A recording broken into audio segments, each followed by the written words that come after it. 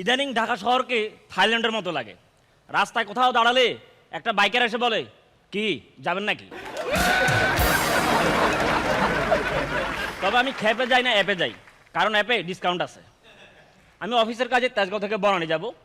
ম্যাপে চেক করে দেখলাম গাড়ি দিয়ে যাইতে লাগবে 1 ঘন্টা, হাইটা কেটে লাগবে আধা ঘন্টা।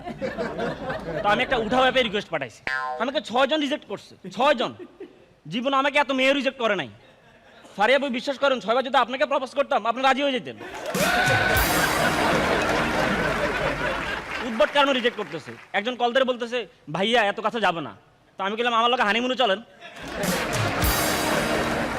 আরেকজন কল করে বলতেছে, ভাইয়া 100 টাকা বাড়ায় দেওয়া লাগবে। আমি গেলাম, কি রাইট সাইডে কি থাই মাসাজ দিবেন নাকি আমাকে? ও ক্যান্সেল করে দিছে।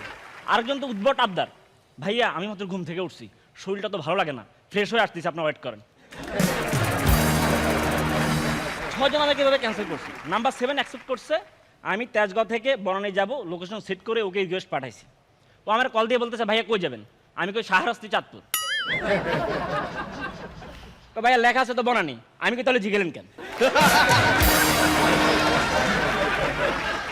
5 মিনিট ডান, আমি আসতেছি। 5 মিনিট পার হয়ে গেছে, ও আসে না। 5 মিনিট পর কল দিলাম, ভাই 5 মিনিট ডান আসতেছি। 5 মিনিট পর আসেন।